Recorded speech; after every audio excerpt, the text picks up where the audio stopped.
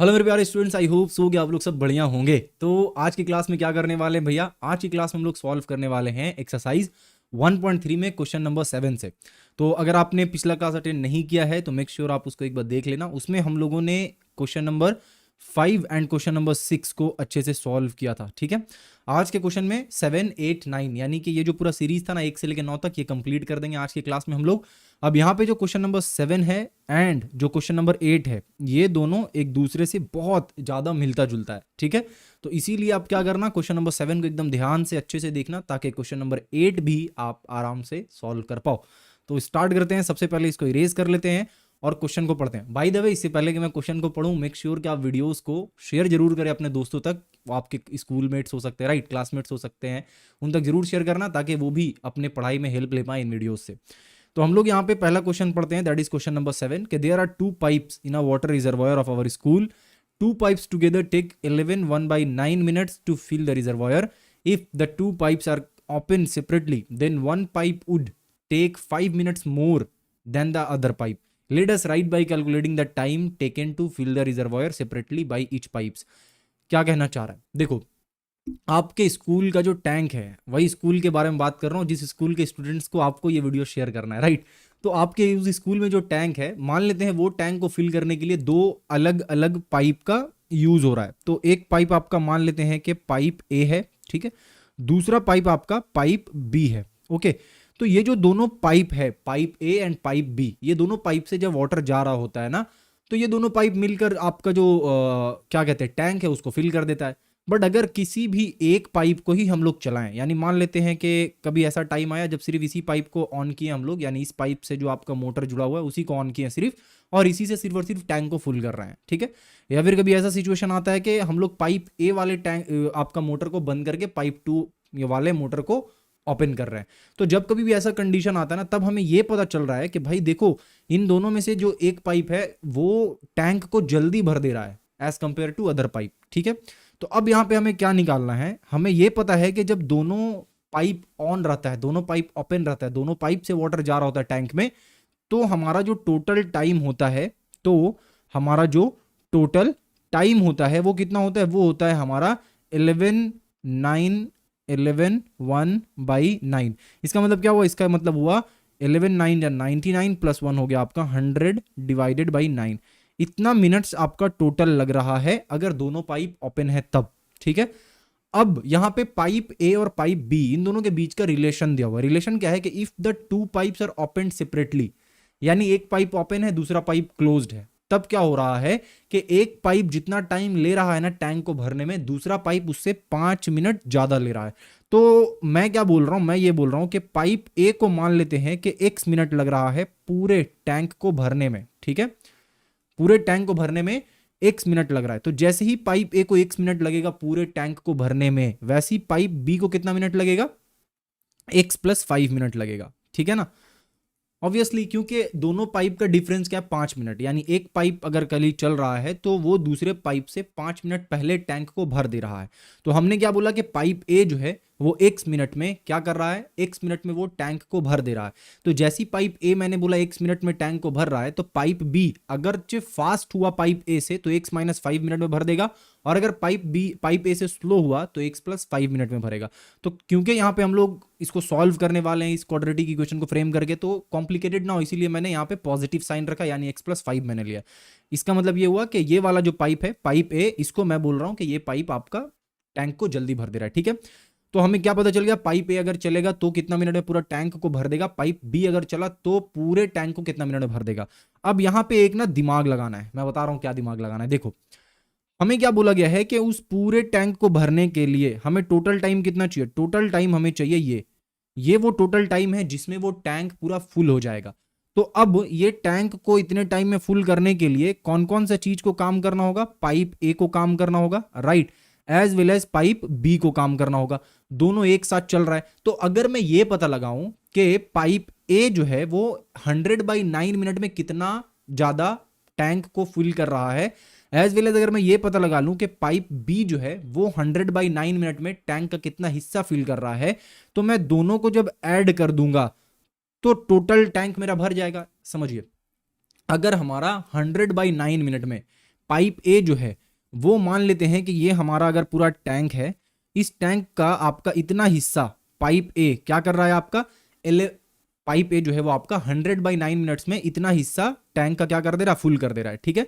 वहीं पे pipe B जो है वो आपका 100/9 मिनट में इतना हिस्सा ही फिल कर पा रहा है, ठीक है ना। तो अगर मैं दोनों हिस्सा को कैलकुलेट कर दूं तो टोटल कितना हिस्सा फिल हो गया, इतना हिस्सा हमारा फिल हो गया, ठीक है। और कितने टाइम में फिल हुआ, तो भाई 100/9 मिनट्स में इतना हिस्सा फिल हो गया।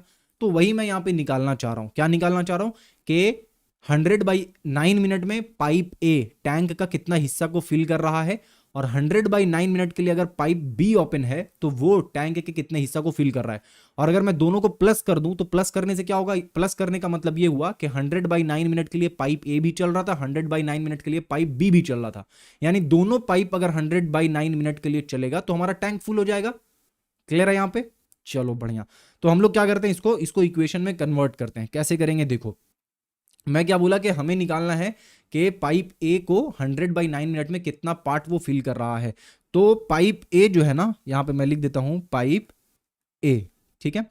तो पाइप ए जो है वो x मिनट में क्या कर रहा है, एक टैंक यानी टैंक का पूरा हिस्सा, एक टैंक क्या कर रहा है, वो फिल कर रहा है ना।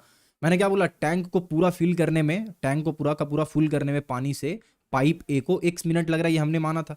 तो x मिनट में अगर वो पूरा फुल टैंक कर दे रहा है तो 1 मिनट में वो कितना टैंक फुल करेगा, तो 1/x पार्ट, यानी टैंक का 1/x पार्ट जो है वो क्या करेगा, वो फिल कर देगा, ठीक है। अब 1 मिनट में जब निकल गया तो क्या मैं यहां पे निकाल सकता हूं कि 100/9 मिनट्स में वो कितना पार्ट फिल करेगा, बिल्कुल निकाल सकते हैं भैया, कितना फिल करेगा, 100/9x। यहां तक क्लियर है, ओके। अब बढ़ते हैं हम लोग किसके तरफ, अब बढ़ते हैं हम लोग पाइप बी के तरफ। तो पाइप बी का क्या कॉन्सेप्ट है, देखो pipe B, okay. Pipe B क्या कर रहा है, पाइप बी भी आपका x+5 मिनट ले रहा है, कितना ले रहा है, x+5 मिनट ले रहा है, किस चीज में, पूरे के पूरे एक टैंक को भरने में। तो एक टैंक को भरने में उसको कितना लग रहा है, x+5 मिनट लग रहा है। तो वहीं पे अगर मैं ये आपसे पूछ लूं कि 1 मिनट में वो कितना फिल करेगा, तो आप बोलोगे भैया 1 मिनट में ना 1/x+5 पार्ट जो है वो फिल कर देगा, किस चीज का, टैंक का, ठीक है। तो इसका मतलब अगर मैं ये पूछूं आपसे कि 100/9 मिनट्स में वो कितना फिल करेगा, तो वो 100/9 मिनट्स में 100/9 इंटू x+5 पार्ट जो है वो फिल करेगा, ठीक है। यहां तक समझ में आ गया। यानी कि 100/9 मिनट्स के लिए हम लोग पाइप ए को भी ओपन रख रहे हैं, 100/9 मिनट्स के लिए ही पाइप बी को भी ओपन रख रहे हैं। तो दोनों पाइप अगर 100/9 मिनट्स के लिए ही ओपन है तो मेरा एक टैंक जो है वो पूरा फुल होगा, बिल्कुल होगा। तो अब यही चीज को यहाँ पे इक्वेशन में फ्रेम कर देंगे कि अकॉर्डिंग टू क्वेश्चन के हिसाब से अगर हम लोग देखें तो क्या है कि 100/9x पार्ट टैंक का जो है वो प्लस 100/9 इंटू x+5 पार्ट जो टैंक का है वो, ये दोनों पार्ट को अगर हम लोग मिला ले तो पूरा एक टैंक हमारा कंप्लीट हो जाएगा, ठीक है। ये है आपका क्वेश्चन। अब इसको क्या करेंगे, इसको सिंप्लीफाई करेंगे तो हमारा क्या आएगा, देखो नीचे हम लोग एलसीएम लेंगे तो 9 दोनों में है तो 9 एक बार आएगा, बच गया आपका x और ब्रैकेट में आपका x+5, ठीक है। क्रॉस मल्टीप्लीकेशन जब आप कीजिएगा तो यहां पे हमारे पास क्या आ जाएगा, यहां पे हमारे पास आ जाएगा 100x + 100 इंटू 5, ठीक है। यानी जो ब्रैकेट वाला पोर्शन है सिर्फ वो जाकर मल्टीप्लाई होगा, क्योंकि इसके नीचे भी तो 9x ऑलरेडी प्रेजेंट है, ओके। नेक्स्ट क्या होगा, नेक्स्ट हम लोगों का यहाँ पे जब क्रॉस मल्टीप्लीकेशन करेंगे तो यहाँ पे 9 ऑलरेडी अवेलेबल है, तो बच गया सिर्फ और सिर्फ x, तो ये हो जाएगा आपका 100x is equals to 1। Next step में चलते हैं। नेक्स्ट स्टेप में हमारा क्या होगा, नेक्स्ट स्टेप में अगर आप देखो तो 100x + 100x, 2 बार 100x आ रहा है और उसके अलावा 500 आ रहा है, तो ओवरऑल क्या हो गया हमारा 200x, ठीक है यहाँ पे, बिल्कुल भैया। और यहाँ पे हमारा हो गया +500 इज इक्वल्स टू क्या है यहाँ पे 9x। जब 9x इसके साथ मल्टीप्लाई होगा x के साथ तो बन जाएगा 9x², और ये जो 5 है वो जब मल्टीप्लाई होगा तो क्या बन जाएगा 9 5 जा 45x। यहां तक समझ में आ रहा है, बिल्कुल। अब क्या करेंगे, सारे वैल्यूज को, सारे टर्म्स को एक तरफ लेकर आएंगे और एक तरफ 0 कर देंगे। तो x² जिधर है पॉजिटिव उसको उधर ही रहने देंगे। ये जब 200x आपका राइट साइड में जाएगा तो -200x बनेगा, -200x + 45 क्या हो जाएगा, -155x। क्लियर है, बिल्कुल। और ये जब 500 उधर जाएगा तो -500 बन जाएगा इज इक्वल्स टू 0, ठीक है। और जब आप एकदम जमकर यहाँ पे मेहनत करोगे और मेहनत करके जब मिडिल टर्म स्प्लिट करोगे तो आपके पास जो वैल्यूज आएगा वो आएगा 25 है ना, एंड 180, ठीक है। तो क्या क्या वैल्यू आएगा आपका, 25 एंड 180 आएगा। ये दोनों टर्म को, यानी कि 25 एंड आपका जो 180 है, ये दोनों टर्म को मल्टीप्लाई करने से क्या आएगा, मल्टीप्लाई करने से आपका 4500 आ जाएगा। एंड अगर दोनों को माइनस कर देते हैं तो क्या आएगा हमारा, 155 आ जाएगा। तो हम लोग माइनस का सिंबल किसके सामने रखेंगे, अब तक आप सीख गए होंगे, जो नंबर आपका बड़ा है उसके सामने रखेंगे माइनस का साइन। क्यों, क्योंकि बी का जो आपका है वैल्यू वो भी माइनस में है। तो minus 180 plus 25x minus 500 is equals to 0। Good. अब क्या करेंगे, अब एकदम सिंपली यहाँ पे हम लोग पहले वाले दो टर्म में 9x कॉमन निकल रहा है, बच जाएगा हमारा x माइनस 20। दूसरे वाले टर्म में हमारा प्लस 25 कॉमन निकल रहा है और अंदर में हमारे पास बच जाएगा x minus 20 is equals to 0, ठीक है। अब यहाँ पे हमारा क्या हो सकता है कि हमने x माइनस 20 तो कॉमन यहाँ पे ले लेंगे और बच जाएगा हमारा 9x प्लस 25, ठीक है, इज इक्वल्स टू 0। ओके, अब एक और स्लाइड ले लेते हैं, इसमें तो होने से रहा, तो एक और स्लाइड यहाँ पे लेकर, यहाँ पे हमारा क्या है x माइनस 20। तो आइदर कंडीशन देखिए क्या हो सकता है, आइदर हमारा x माइनस 20 को 0 होना पड़ेगा, जिसका मतलब क्या हो गया, जिसका मतलब ये हो गया कि x को हमारा 20 होना पड़ेगा, ठीक है। और दूसरा कंडीशन क्या है, दूसरा कंडीशन हमारा ये है कि 9x प्लस 25, 9x प्लस 25 को 0 होना पड़ेगा। इसका मतलब क्या हो गया कि x is equals to minus 25/9, ठीक है। अब ध्यान से देखिए, इन दोनों में से कौन सा वैल्यू हम लोग सिलेक्ट करेंगे। तो क्योंकि यहाँ पे हमसे ये पूछा जा रहा था कि पाइप ए, एक्स का वैल्यू एक्चुअल में क्या है, एक्स एक्चुअल में है कि पाइप ए को कितना टाइम लग रहा है टैंक को फिल करने में। देखो यहाँ पे हमने ए एक्स किसको माना था कि पाइप ए को कितना टाइम लग रहा है उस टैंक को फिल करने में। तो टैंक को फिल करने में जो टाइम लगेगा वो टाइम पॉजिटिव होगा कि नेगेटिव होगा, ऑब्वियसली पॉजिटिव होगा, मतलब 1 मिनट लगेगा, 2 मिनट लगेगा, कुछ ना कुछ पॉजिटिव में ही टाइम लगेगा ना टैंक को फिल करने में। तो इसीलिए हम लोग यहाँ पे एक स्टेटमेंट आपको लिखना है कि as time taken can not be negative, as time taken can not be negative, therefore x is equals to हमारा क्या हो जाएगा 20।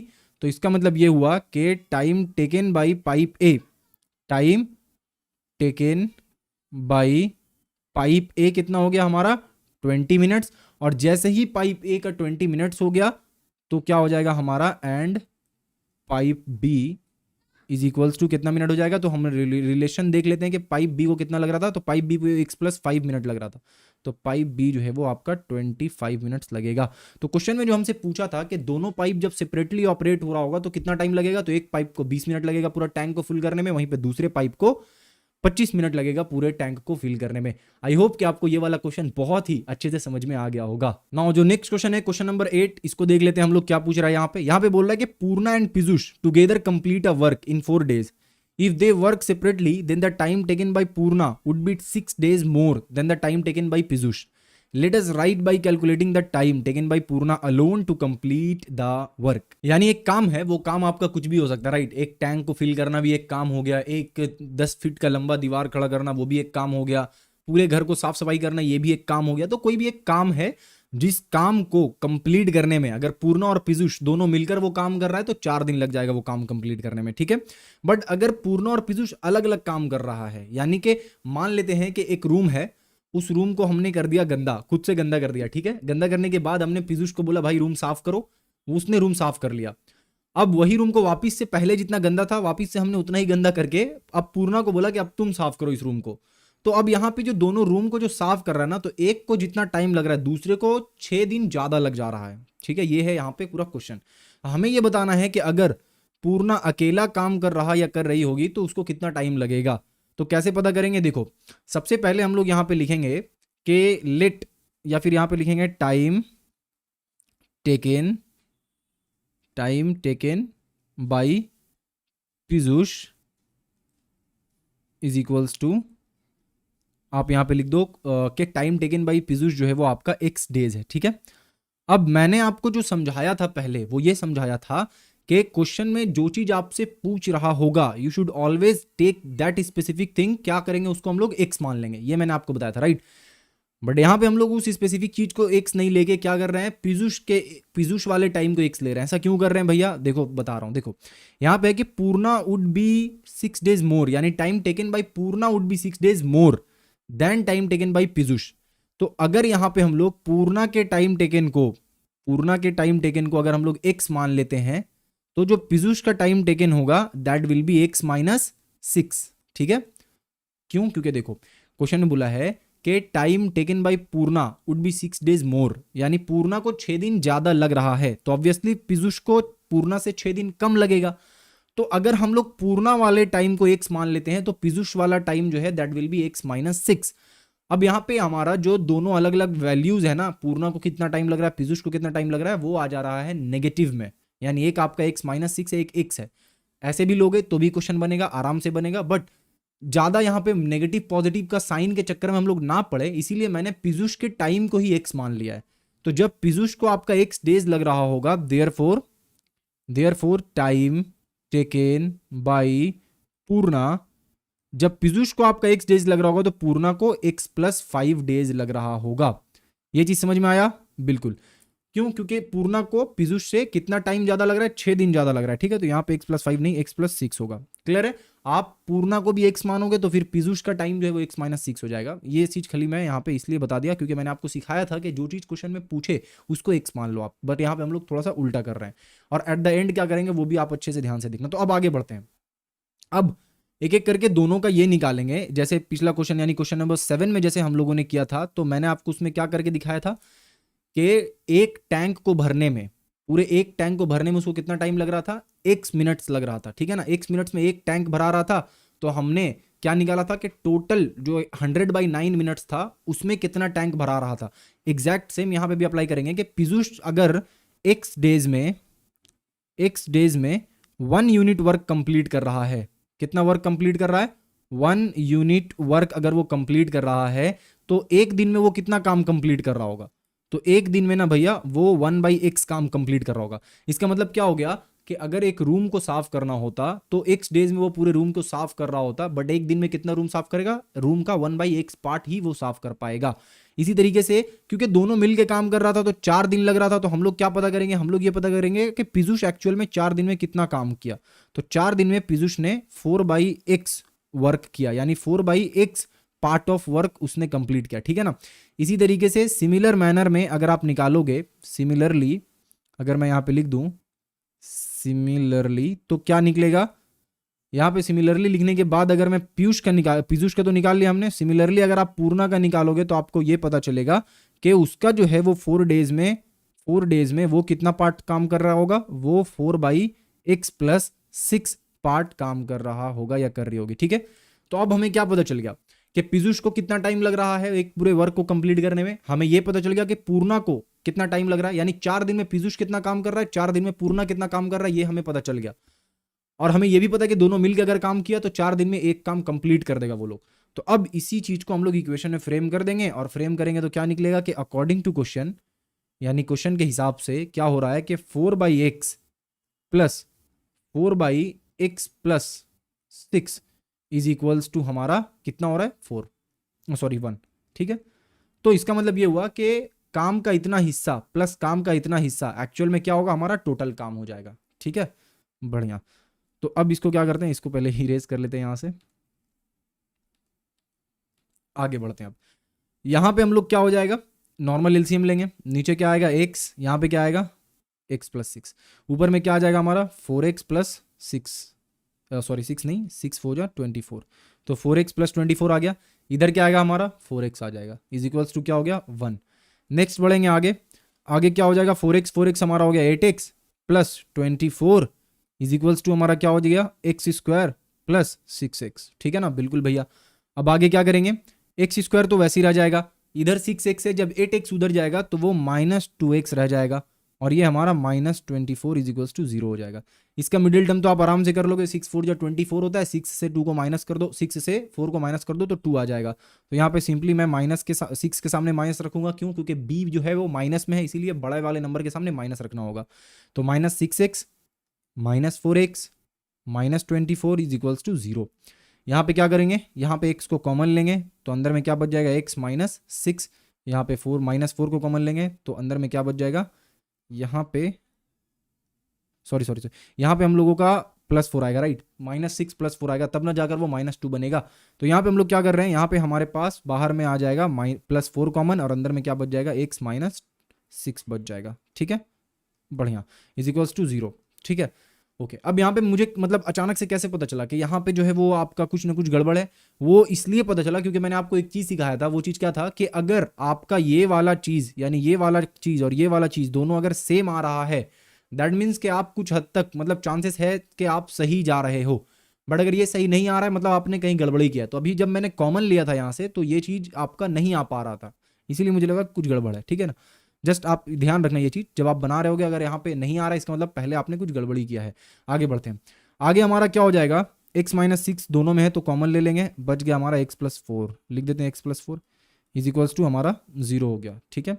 तो अब क्या हो सकता है कंडीशन वही कि आइदर आपका x -6 को क्या होना पड़ेगा, 0 होना पड़ेगा, इसका मतलब x = क्या हो जाएगा हमारा 6, और दूसरा कंडीशन क्या हो सकता है हमारा कि x +4 को आपका 0 होना पड़ेगा, जिसका मतलब हो गया कि x = को होना पड़ेगा -4, ठीक है। आपको समझ में आ गया। तो अब हमें क्वेश्चन में पूछा क्या था, क्वेश्चन में पूछा था कि time taken by Purna, x किसका वैल्यू है, x वैल्यू है पीयूष का, तो पीयूष का टाइम कितना हो जाएगा, पीयूष का टाइम कितना हो जाएगा भैया, तो क्योंकि टाइम टेकन डेज में है तो क्या डेज नेगेटिव में हो सकता है, नहीं हो सकता है, तो इसीलिए कितना हो जाएगा, पीयूष को लग रहा है 6 डेज, क्यों, क्योंकि हमने नेगेटिव को नेग्लेक्ट किया, क्योंकि डेज नेगेटिव में नहीं हो सकता है। इसी तरीके से पूर्णा को कितना टाइम लगेगा, तो पूर्णा को जो टाइम लगेगा दैट विल बी, इक्वेशन में हमने पूर्णा का क्या निकाला था, x +6 डेज, तो x +6 का मतलब क्या हो गया, 6 + 6 है ना, x +6 का मतलब 6 + 6 यानी कि 12 डेज लग जाएगा आपका पूर्णा को, ठीक है ना।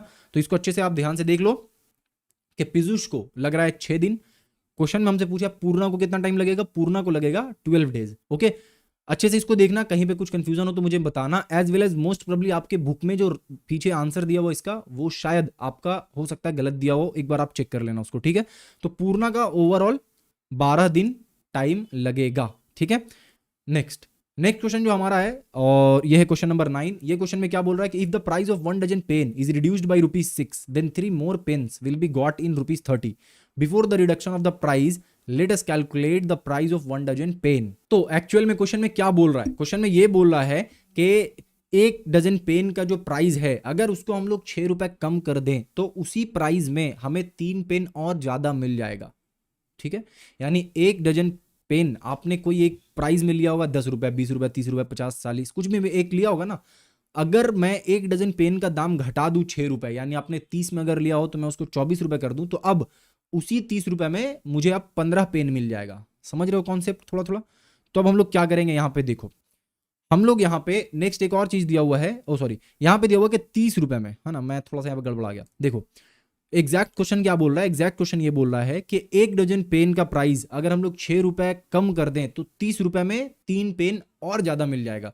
तो 1 डजन पेन का प्राइस कुछ भी होगा, हमारा प्राइस कुछ भी होगा, उस प्राइस को अगर घटाकर 6 रुपए अगर घटा दें तो अब क्या होगा कि 30 रुपए में हमें 12 की जगह 15 पेन मिलेगा, क्योंकि क्या बोला जा रहा है कि 30 रुपए में हमें 3 ज्यादा पेन मिल जाएगा। तो आपको क्वेश्चन समझ में आया यहाँ पे।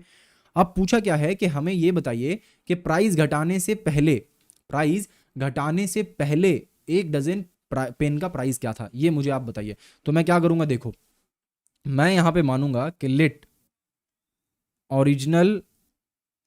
Original price of 1 dozen pen, ठीक है। यानी कि 1 डजन पेन का 1 डजन पेन का ओरिजिनल प्राइस जो है उसको मैं मान लेता हूं x रुपीस, ठीक है ना, ₹x मान लेता हूं, ये हो गया मेरा लेट, ठीक है। अब जब आपका ये x हो गया, जब ये आपका x हो गया तो अब आगे क्या होगा, अब आगे ये होगा कि रिड्यूस्ड प्राइस जो हमारा है, रिड्यूस्ड प्राइस जो है वो कितना हो जाएगा, रिड्यूस्ड प्राइस हमारा हो जाएगा x -6 रुपीस, ठीक है। क्लियर है यहाँ पे। तो हमने क्या किया, हमने बोला कि 1 डजन पेन का प्राइस x रुपीस होगा, मान लेते हैं। जैसे हमने ये माना वैसे ही क्या पता चला कि जब हम लोग 6 रुपए घटा देंगे तो क्या हो जाएगा, 1 डजन पेन का प्राइस आपका x -6 हो जाएगा, ठीक है। अब आगे क्या निकालेंगे वो समझिए। अब आगे निकालेंगे कि 30 रुपए में पहले कितना पेन मिलता मुझे और 30 रुपए में बाद में कितना पेन मिलता मुझे, ये निकालेंगे। तो अगर मैं यहाँ पे ओरिजिनल वाले केस को लेकर चलूं, यहाँ पे अगर मैं ओरिजिनल वाले केस को लेकर चलूं तो क्या होगा हमारा ओरिजिनल वाले केस में? ओरिजिनल वाले केस में मुझे एक्स रुपीस में 12 पेन मिल रहा है, मिल रहा है ना, 1 डजन पेन का मतलब 12 पेन। तो इसका मतलब ये हो गया कि 1 रुपये में मुझे 12/x पेन मिल रहा होगा। इसका मतलब ये हो गया कि 30 रुपये में मुझे ओरिजिनल वाले प्राइस के हिसाब से अगर लूँ तो कितना मिल रहा होगा? 360/x। ठीक है। नेक्स्ट, अगर मैं वहीं पे रिड्यूस्ड वाले केस को लूँ तो यहाँ पे क्या हो रहा है हमारा कि ₹x-6 में हमारा 12 पेन मिल जा रहा है। ठीक है ना, क्योंकि प्राइस घट गया है तो 12 पेन हमें ₹x-6 में मिल जा रहा है। इसका मतलब अगर मैं बोलूं कि 1 रुपये में मुझे कितना पेन मिलेगा तो आप बोलोगे भैया 12/x-6 पेन आपको 1 रुपये में मिलेगा। अब मैं बोलूं कि 30 रुपये में कितना पेन अगर मिलेगा जब प्राइस रिड्यूस हो चुका है तो आप बोलोगे भैया 360/x-3 पेन मिलेगा। अब क्वेश्चन में क्या बोला है कि अगर प्राइस को घटाते हैं तो 30 रुपये में जो पेन मिलेगा वो 3 ज्यादा हो जाएगा। ठीक है, यानी कहीं ना कहीं यहां पे जो पेन मिल रहा होगा ये पेन आपका 3 ज्यादा होगा, है ना, किससे? इस वाले से। तो हम लोग इसी को क्या करेंगे? इसी को इक्वेशन में पुट कर देंगे। तो इसी को हम लोग यहाँ पे लिखेंगे अकॉर्डिंग टू क्वेश्चन।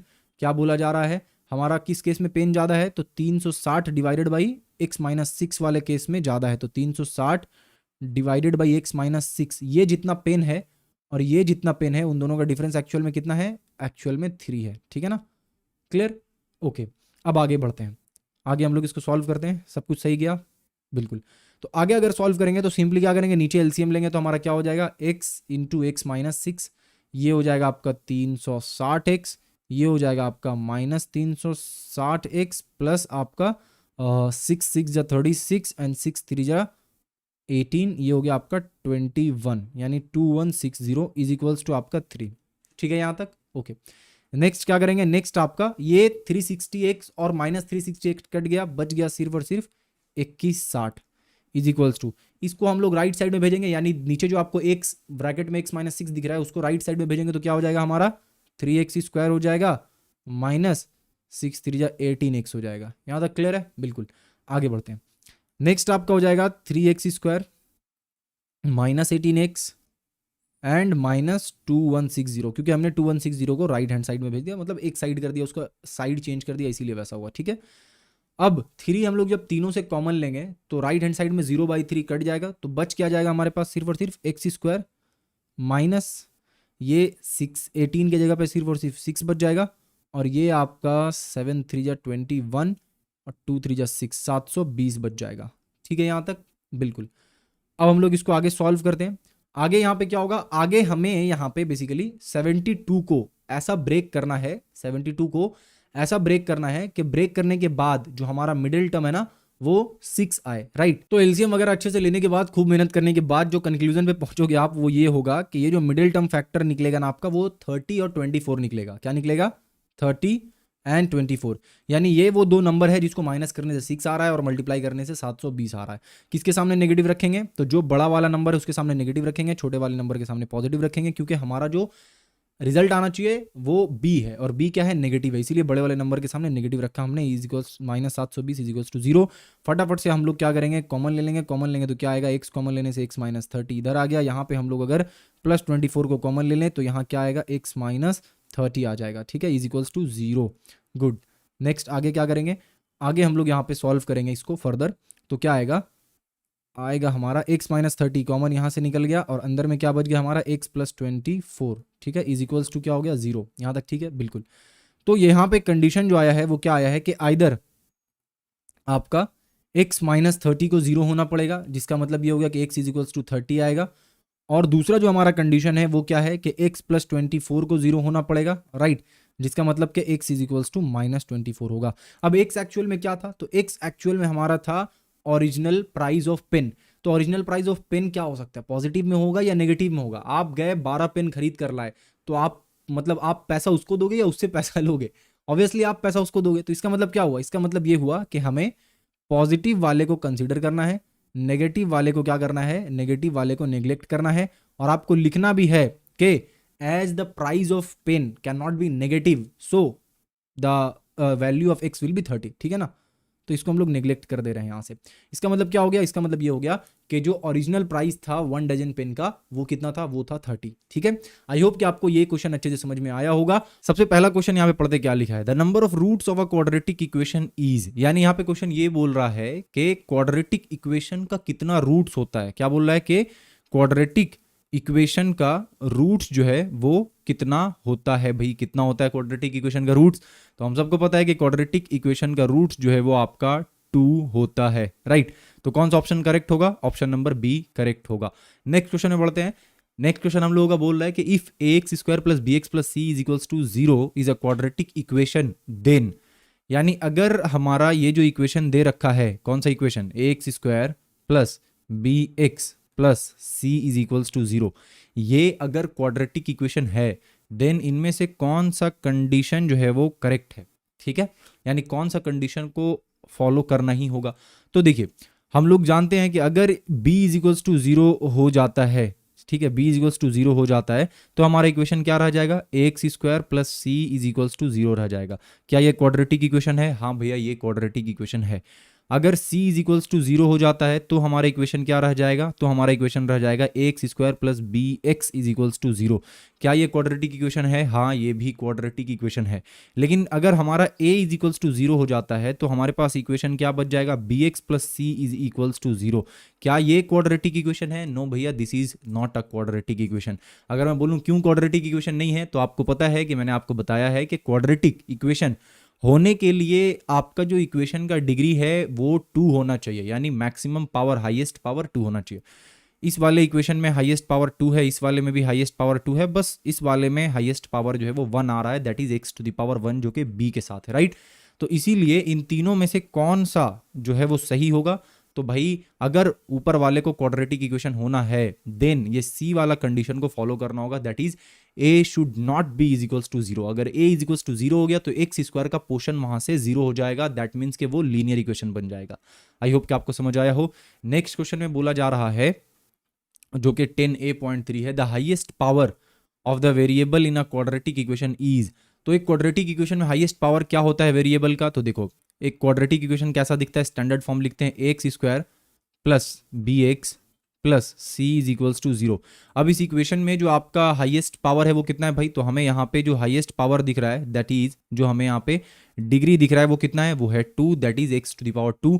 तो क्वाड्रेटिक इक्वेशन में हाईएस्ट पावर कितना होगा, तो भैया क्वाड्रेटिक इक्वेशन में हाईएस्ट पावर जो है वो आपका 2 होगा, दैट मीन्स कि इसका आंसर बी जो है वो करेक्ट होगा, ऑप्शन बी करेक्ट होगा। ठीक है, नेक्स्ट क्वेश्चन क्या बोल रहा है, 10a.4 में ये बोला जा रहा है कि the equation 4 into 5x square minus 7x plus 2 bracket close is equals to 5। ये जो इक्वेशन दिया हुआ है क्या ये आपका ऑप्शन ए लीनियर इक्वेशन है, ऑप्शन बी क्वाड्रेटिक इक्वेशन है, option C third degree equation है, या फिर नन ऑफ दीज है। ठीक है, तो हमें बताना है कि क्या ये क्वाड्रेटिक इक्वेशन है या फिर लीनियर इक्वेशन है या फिर थर्ड डिग्री इक्वेशन है। कैसे बताएंगे, तो भैया ऑब्वियसली यहाँ पे तो देख के हम लोग को समझ में आ रहा है कि मैक्सिमम पावर इसका कितना है 2 है, दैट मीन्स कि ये क्वाड्रेटिक इक्वेशन होगा, राइट। बट अभी थोड़ा सा वेट करो, आप देखो क्या हो रहा है। ये आपका है 4, ये है आपका 5x स्क्वायर, ये है आपका minus 7x plus 2 is equals to 5, bracket में आपका आ रहा है 4x square minus 6x plus 3, right. अब अगर इसको आप ध्यान से देखोगे तो क्या हो जाएगा, 4 5 जा कितना होता है भाई, तो 20, तो मैं लिखूंगा 20x स्क्वायर। नेक्स्ट आपका 7 4 जा कितना होता है, तो 28, तो मैं लिखूंगा 28x प्लस 4 2 जा कितना होता है 8, तो 8 लिख दिया मैंने। वहीं यहाँ पे अगर आप देखो तो 4 पंचे यानी 5 4 जा 20 होता है, तो मैं 20x स्क्वायर लिखूंगा। माइनस 6 5 जा 30 होता है, तो मैं 30x लिखूंगा। एंड 5 इंटू 3 15 होता है, तो मैं प्लस 15 लिखूंगा। यहाँ तक एकदम समझ में आ रहा है, बिल्कुल। अब अगर आप ध्यान से देखें तो आपका लेफ्ट हैंड साइड में 20x स्क्वायर है, राइट हैंड साइड में भी 20x स्क्वायर है, ये 20x स्क्वायर कट जाएगा, हमारे पास जो बचेगा that will be 28x plus 8 is equals to minus 30x plus 15। तो क्या ये क्वाड्रेटिक इक्वेशन है, भैया नहीं, क्वाड्रेटिक इक्वेशन नहीं है। क्यों नहीं है, बिकॉज यहाँ पे जो हाईएस्ट पावर है दैट इज 1, जो कि x टू द पावर 1 है, x स्क्वायर वाला पोर्शन यहाँ से गायब हो गया है। तो कौन सा ऑप्शन करेक्ट होगा, ऑप्शन ए करेक्ट होगा, बिकॉज क्योंकि पावर 1 है highest, that is it is a linear equation. आगे बढ़े, नेक्स्ट हम लोगों का है MCQ नंबर 5 10.A5। क्या लिखा है कि the root of the root या फिर 2 रूट्स ऑफ द इक्वेशन ये जो इक्वेशन आप देख रहे हो x square divided by x is equals to 6, तो ये जो आप यहाँ पे इक्वेशन देख रहे हो इस इक्वेशन का रूट या फिर टू रूट्स क्या होगा। तो अब इसको हम लोग कैसे सॉल्व करेंगे, देखो सबसे पहले जो है वो हम लोग क्या करेंगे, डिवीजन वाला काम करेंगे, राइट। तो सबसे पहले हम लोग डिवीजन वाला काम करेंगे, तो क्या हो जाएगा आपका एक्स स्क्वायर बाई एक्स जो है वो हमारा क्या हो जाएगा, वो सिर्फ और सिर्फ एक्स हो जाएगा, राइट, क्योंकि एक्स एक्स कट जाएगा। तो बचेगा क्या हमारा, बच जाएगा एक्स इज इक्वल्स टू 6। तो ये जो आप इक्वेशन यहाँ पे देख रहे थे, इस इक्वेशन का जो आपका रूट होगा दैट विल बी एक्स, ठीक है ना। क्या ये क्वाड्रेटिक इक्वेशन था, तो भैया नहीं, क्वाड्रेटिक इक्वेशन नहीं था, क्योंकि x square by x actual में क्या होता है, एक्स होता है। समझ आ रहा है, बिल्कुल। आगे बढ़ते हैं, नेक्स्ट क्वेश्चन हमारा है, अब हम लोग बढ़ रहे हैं किस चीज में, अब हम लोग बढ़ रहे हैं ट्रू फॉल्स में। हमने एमसीक्यू कंप्लीट कर लिया है। 10B का पहला क्वेश्चन क्या पूछ रहा है, ये रहा आपके स्क्रीन पे। तो यहाँ पूछ रहा है x माइनस 3 होल पे power 2 mine is equals to x square minus 6x plus 9 is a quadratic equation. तो क्या ये एक क्वाड्रेटिक इक्वेशन है, ये पूछ रहा है, मतलब पूछ नहीं रहा है, ये बोल रहा है कि this is a quadratic equation. हम लोगों को क्या करना है, हम लोगों को बताना है कि वेदर इट इज ट्रू और फॉल्स। तो कैसे बताएंगे, बताने का सिंपल तरीका, इसको पहले हम लोग सिंप्लीफाई करेंगे, दैट मीन्स कि x माइनस 3 का होल स्क्वायर और x square minus 6x plus 9 लिख दिया हमने, यस भैया। अब आगे क्या करेंगे, इसको सिंप्लीफाई करेंगे, तो क्या आएगा, एक्स स्क्वायर प्लस 9 आ जाएगा माइनस 3 टू जा 6x आ जाएगा is equals to x square minus 6x plus 9 आ जाएगा, ठीक है, ओके। अब अगर आप ध्यान से देखें तो एक्स स्क्वायर दोनों तरफ है, मतलब right hand side left hand side दोनों साइड है, तो कट गया। प्लस 9 भी दोनों साइड है, वो भी चला गया। इधर माइनस 6x है, इधर भी माइनस 6x है, यानी ओवरऑल अगर हम लोग मिलाकर देखें तो हमारे पास क्या बच जाएगा, हमारे पास बच जाएगा 0, ठीक है ना। हमारे पास क्या बच जाएगा, हमारे पास बच जाएगा 0। अब जब हमारे पास 0 बच गया है तो क्या ये क्वाड्रेटिक इक्वेशन है, भैया नहीं है, क्वाड्रेटिक इक्वेशन ये नहीं है, ठीक है। क्यों, क्योंकि एक्स स्क्वायर का कोई पोर्शन ही तो नहीं बचा हमारे पास। यहाँ पे भी देखो आप एक्स स्क्वायर है, यहाँ पे भी एक्स स्क्वायर है, यहाँ पे भी एक्स स्क्वायर यहाँ से कट गया तो हमारे पास कुछ बचा ही नहीं। तो क्या यह क्वाड्रेटिक इक्वेशन है, क्वेश्चन ने बोला है, तो हम बोलेंगे भाई आप गलत बोल रहे हो, दैट मीन्स कि ये फॉल्स है, ठीक है। Next statement, 5 is the only one root of the equation x square is equals to 25, यानी x square is equals to 25 का एक ही रूट है, दैट इज 5, ये यहाँ पे बोला जा रहा है। बट हमें पता है कि x square is equals to क्या हो जाएगा, प्लस माइनस रूट अंडर 25 होगा, दैट मीन्स कि एक्स इज इक्वल्स टू क्या होगा, प्लस माइनस 5 होगा। बट क्वेश्चन में क्या बोला है कि सिर्फ और सिर्फ 5 होगा, दैट मीन्स कि भैया आप भी गलत बोल रहे हो, दैट मीन्स फॉल्स होगा। आई होप कि ये भी समझ में आया हो आपको। बढ़ते हैं नेक्स्ट क्वेश्चन में। नेक्स्ट क्वेश्चन क्या बोल रहा है कि let us fill in the blanks. अब हम लोग क्या करेंगे, ये जो ब्लैंक है ना उसमें फिल करेंगे। तो पहला वाला में क्या बोल रहा है, if a is equals to 0 and b is not is equals to 0 in the equation this then the equation is आ।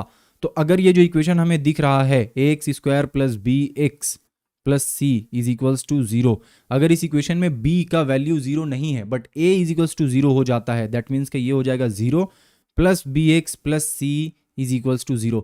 तो ये इक्वेशन कैसा इक्वेशन है भाई, तो ये equation is a linear equation. तो हम लोग ब्रैकेट में लिख देंगे कि भाई ये एक लीनियर इक्वेशन है, राइट। नेक्स्ट क्वेश्चन यानी next fill in the blanks जो है उसमें क्या बोल रहा है कि if the two roots of a quadratic equation be 1 then the equation is. तो अगर दो रूट्स क्वाड्रेटिक इक्वेशन का 1 है देन इक्वेशन क्या होगा, ये हमें बताना है। तो होता ऐसा है ना कि एक यहाँ पे आपका नया तरीका इस्तेमाल होगा, जो तरीका आपने सीखा नहीं है आगे सीखोगे। तो हमारा जो दो रूट्स होता है ना इक्वेशन का, उसको प्रेजेंट करते हैं अल्फा एंड बीटा से, ठीक है ना। दो रूट्स को अल्फा और बीटा से प्रेजेंट करते हैं। तो क्योंकि दोनों रूट्स हमारा 1 है तो अल्फा भी 1 हो जाएगा एंड बीटा भी 1 हो जाएगा।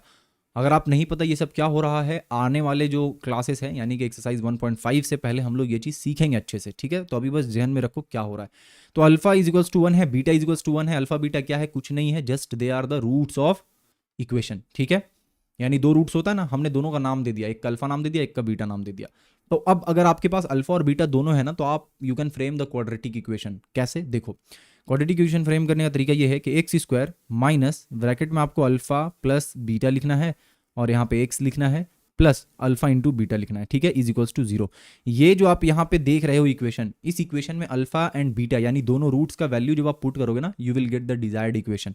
तो हम लोग यहाँ पे अगर एक्स स्क्वायर माइनस अल्फा की जगह पे 1 लिखें, बीटा की जगह पे 1 लिखें, एक्स को ऐसे रहने दे, प्लस अल्फा इंटू बीटा यानी 1 इंटू 1 1 ही हो जाएगा, इज इक्वल्स टू 0। नेक्स्ट हमारे पास क्या बच जाएगा, x square minus 2x plus 1 is equals to 0 and this is the equation we need, right. यही वो इक्वेशन है जो हमें चाहिए था। तो यहाँ पे हम लोग आंसर में क्या लिख देंगे, यहाँ पे जो हमारे पास बोला था कि if the two roots of the quadratic equation be 1 then the equation is, तो भाई इक्वेशन हमारा है x square minus 2x plus 1 is equals to 0। ठीक है, आगे बढ़ते हैं। बिल्कुल, नेक्स्ट क्वेश्चन बोल रहा है कि the two roots of the equation, पहले इसको इरेज कर लेता हूँ मैं यहाँ पे ताकि हम लोग आगे का क्वेश्चन को सॉल्व कर पाएँ अच्छे से। तो बोल रहा है कि the two roots of the equation x square is equals to 6x are. अब जो हमारे पास इक्वेशन दिया हुआ है x square is equals to 6x, इसका दो रूट्स क्या क्या होगा ये पूछा है। तो हम लोग क्या करेंगे, सबसे पहले 6x को इधर लेकर आएंगे तो हो जाएगा -6x इज इक्वल्स टू 0। यहाँ से x को कॉमन लेंगे तो हो जाएगा x minus 6 is equals to 0। अब कंडीशन क्या हुआ, either x is equals to 0 होना पड़ेगा और x minus 6 is equals to 0 होना पड़ेगा, जहाँ से x माइनस 6 का वैल्यू आपका बेसिकली -6 को उधर भेजेंगे तो 6 आ जाएगा। दैट मीन्स के आइदर 0 होगा और 6 होगा। ठीक है, आई होप कि ये वाला क्वेश्चन भी आप लोगों को अच्छे से समझ में आ गया होगा। बढ़ते हैं अब हम लोग शॉर्ट क्वेश्चन की तरफ, that is question number 11। Question number 11 का पहला क्वेश्चन क्या बोल रहा है कि let us find the value of a if one root of the equation x square plus ax plus 3 is equals to 0 is 1। तो ये जो इक्वेशन आप देख रहे हो, ये इक्वेशन क्या है, ये इक्वेशन है हमारा x square plus ax plus 3 is equals to 0। ये इक्वेशन का एक रूट हमें दिया हुआ है कि 1 होगा, हमें बताना क्या है कि a का वैल्यू कितना होगा।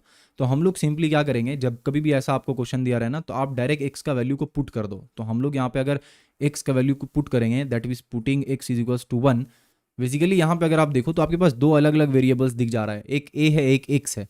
दोनों में से किसी एक का भी वैल्यू अगर आपको पता है तो दूसरे का वैल्यू आप निकाल लोगे। तो हमें एक का वैल्यू पता है, दैट इज हमें a का वैल्यू पता है। जब a का वैल्यू पता है, सॉरी हमें x का वैल्यू पता है, तो जब x का वैल्यू पता है तो a निकाल लेंगे। कैसे, देखो x की जगह पे क्या पुट करना है, 1 पुट करना है। तो यहाँ पे क्या आ जाएगा, 1 square plus 1 plus 3 is equals to 0, यानी कि a इज इक्वल्स टू हमारा क्या आ गया, -1 -3, therefore a is equals to हमारा -4 आ गया। ठीक है, आई होप कि ये क्वेश्चन समझ आया, बड़ा ही फुद्दू सा क्वेश्चन था।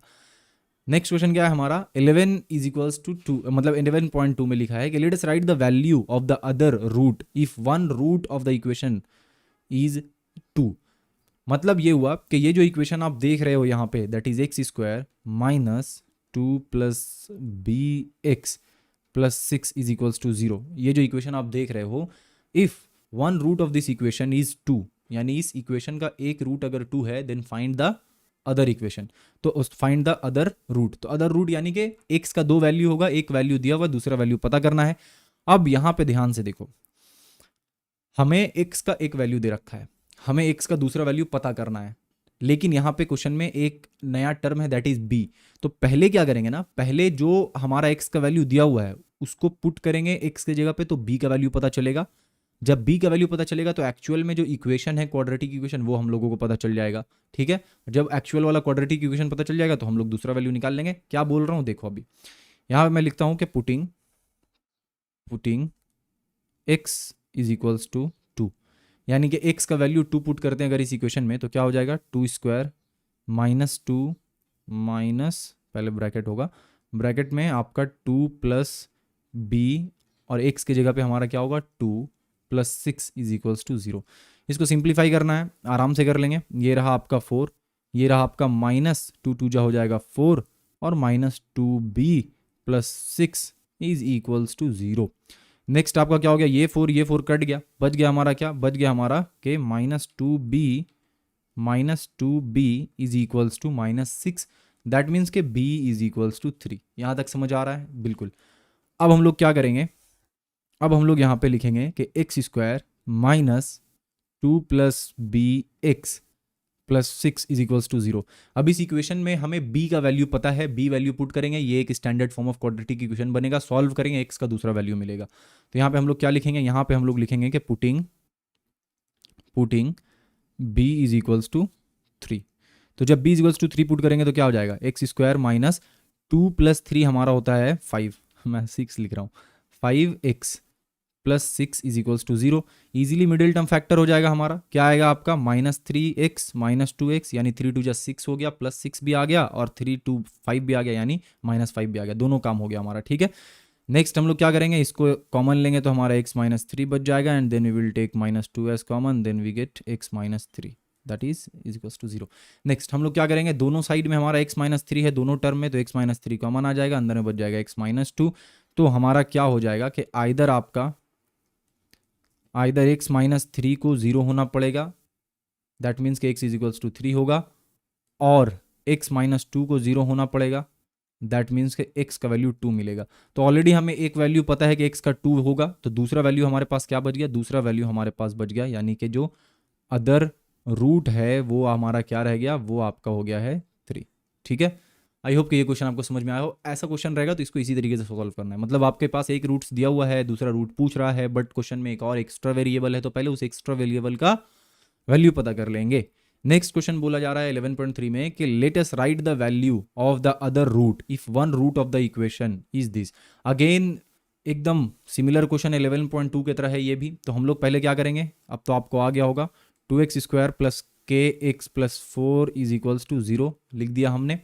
अब यहाँ पे अब हम लोग क्या करेंगे, हम लोग putting x is equals to 2 जहाँ से k का वैल्यू निकल जाए, तो putting x is equals to 2, k का वैल्यू निकल जाएगा यहाँ से 2x², तो यहाँ पे x इज इक्वल्स टू मैं 2 पुट कर रहा हूँ, तो 2 इंटू 2 का स्क्वायर हो जाएगा ये, प्लस k इंटू 2 हो जाएगा, प्लस 4 इज इक्वल्स टू 0 हो जाएगा। समझ आ रहा है जी भैया?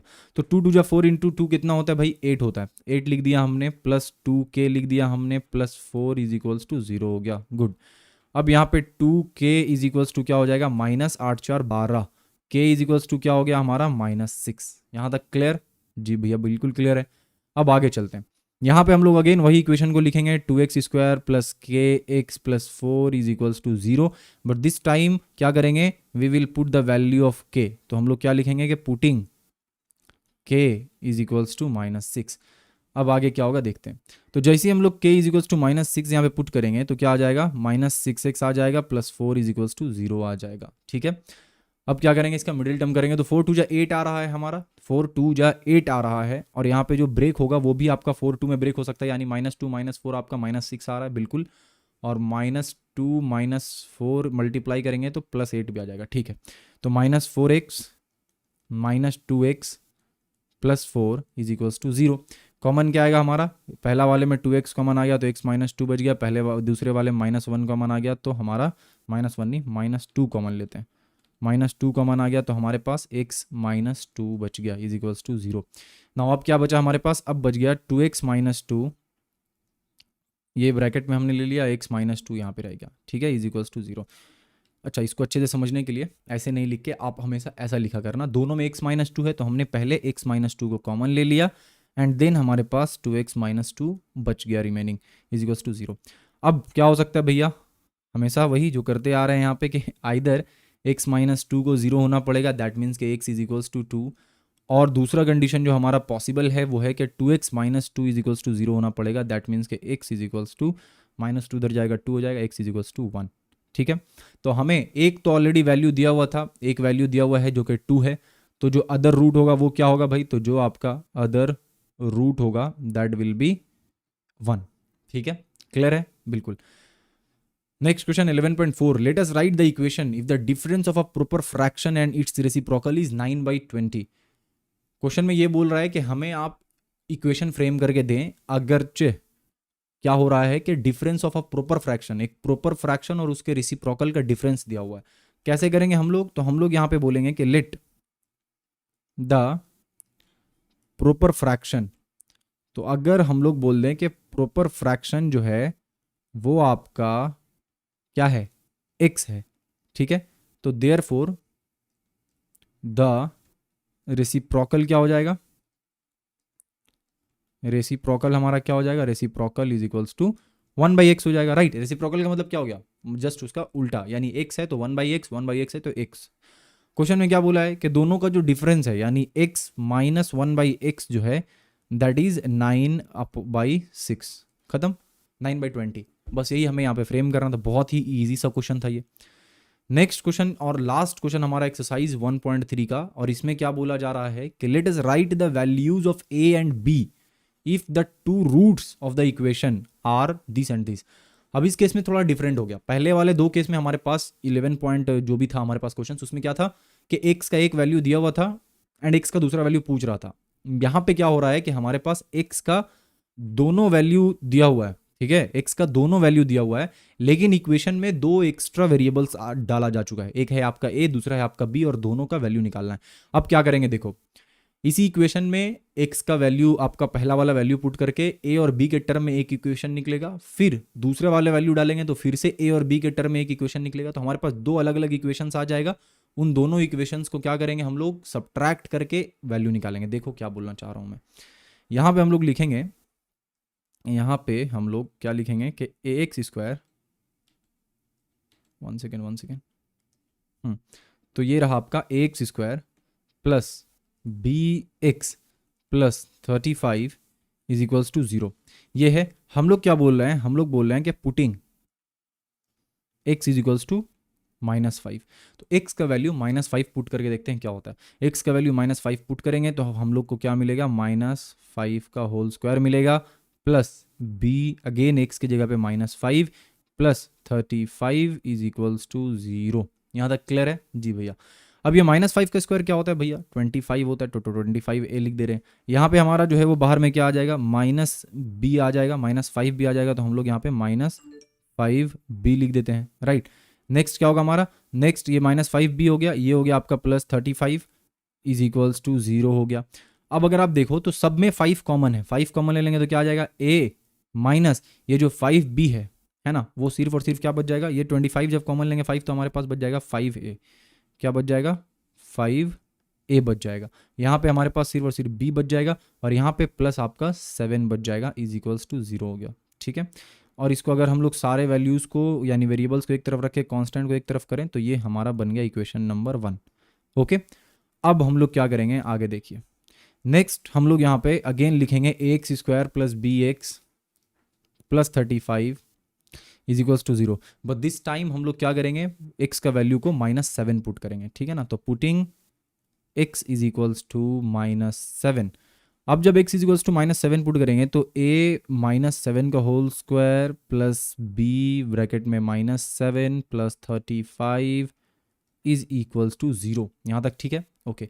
ये -7 का स्क्वायर जब जाएगा तो ये हो जाएगा आपका 49a, ठीक है। नेक्स्ट -7b, और अगर नेक्स्ट हम लोग देखें तो यहाँ पे क्या हो रहा है हमारा प्लस 35, तो ये प्लस 35 को प्लस 35 इज इक्वल्स टू 0 लिख देंगे, ओके। अब ये जो 49a -7b प्लस 35 है, यहाँ से हम लोग को अगर सब में देखें तो 7 कॉमन आ रहा है, 7 कॉमन आने के बाद क्या बच जाएगा, 7a -b plus 5 is equals to 0, ठीक है।